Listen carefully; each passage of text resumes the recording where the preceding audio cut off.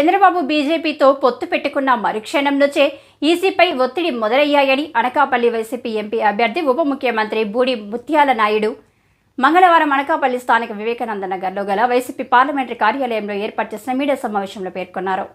ఈ సందర్భంగా ఆయన మాట్లాడుతూ ఎన్నికల సమయంలో ఇతర రాష్ట్రాల్లో గానీ మన రాష్ట్రంలో గానీ ఇటువంటి పరిణామాలు గతంలో ఎన్నడూ జరగలేదన్నారు. జగన్మోహన్ రెడ్డి సీఎంగా ప్రమాణ స్వీకారం దగ్గర నుంచి కొనసాగిస్తున్న సంక్షేమ పథకాలపై చంద్రబాబు ఓటమి భయంతో ఈసీకి ఫిర్యాదు చేసి పేద ప్రజల కడుపు పుట్టారని మండిపడ్డారు. చంద్రబాబుకి పేదలంటే గిట్టదని అన్నారు. మొదటి నుంచి నేర చరిత్ర కలిగిన వ్యక్తి సీఎం రమేష్ అన్నారు. కేంద్రంలో అధికారాన్ని అడ్డం పెట్టుకుని ఈ ఎన్నికల్లో సీఎం రమేష్ ఇష్టారాజ్యంగా వ్యవహరిస్తున్నారని, ఇందుకు ఉదాహరణ చోడవరంలో జీఎస్టీ అధికారులపై దాడులు, అనంతరం తన స్వగ్రామంలో డ్రోన్లతో సృష్టించిన అల్లర్లే ఇందుకు నిదర్శనమన్నారు. కేంద్రంలో తమ అధికారంలో ఉన్నామని మీ సంగతి తెలుస్తామంటూ సీఎం రమేష్ పోలీసులపై దౌర్జన్యం చేస్తూ బెదిరింపులకు పాల్పడ్డారని తెలియజేశారు.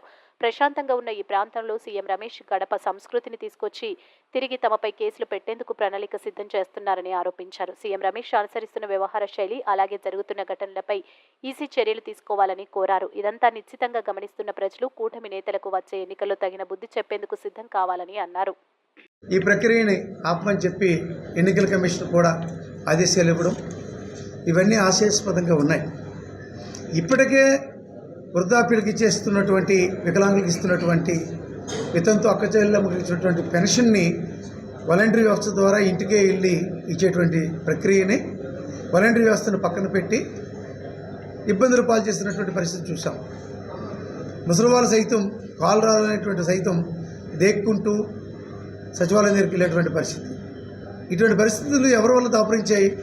చంద్రబాబు నాయుడు తాలూకా తప్పుడు ఆలోచన విధానం, తప్పుడు కంప్లైంట్ల వల్ల. దయచేసి ఈసీ పెద్ద మనసుతో మరొకసారి పునరాలోచన చేయమని చెప్పి అడుగుతూ ఉన్నాం. ఎందుకంటే కొత్త పథకాలు అయితే మీరు నిలుపుదల చేయమని చెప్పొచ్చు, కానీ ఉన్నటువంటి పథకాలు ఆల్రెడీ ఇప్పటికే 4 దఫాలకు ఇచ్చినవి, 3 దఫాలకు ఇచ్చిన పథకాలు, కంటిన్యూ అవుతున్నటువంటి పథకాలని నిలుపుదల చేయడం ఈ రాష్ట్రంలో ఉన్నటువంటి పేద ప్రజలకి అన్యాయం చేసినటువంటి వాళ్ళుగా గుర్తింపబడతారు. కాబట్టి ఇప్పటికైనా ఒక ఆలోచన చేయండి. చంద్రబాబు నాయుడు తప్పుడు కంప్లైంట్లు పెట్టడము, తప్పులను ప్రోత్సహించడము, ఏదో విధంగా ప్రజల్ని ఇబ్బంది పెట్టడము, ప్రజలు నా పక్షాన ఉన్నట్టు కనిపించడం లేదు కాబట్టి ఏదో రకంగా ఈ పథకాలన్నీ నిలిచిపోవాలి, పేద ప్రజల ఖాతాల్లోకి డబ్బు వెళ్ళకూడదు, ఈ రకంగా ప్రభుత్వానికి చెడ్డ పేరు తీసుకురావాలి, జగన్మోహన్ రెడ్డి గారి పెద్ద చెడ్డ పేరు తీసుకురావాలి. ఏం ఆలోచన ఇదే? వాళ్ళు ఏదో కంప్లైంట్ చేయొచ్చు, ఈసీ కూడా కనీసం ఆలోచన చేయాలి. కొత్త పథకాలు అయితే అమలు చేయకూడదని ఉంది. కొత్త పథకాలు మేము కూడా పెట్టలేదు.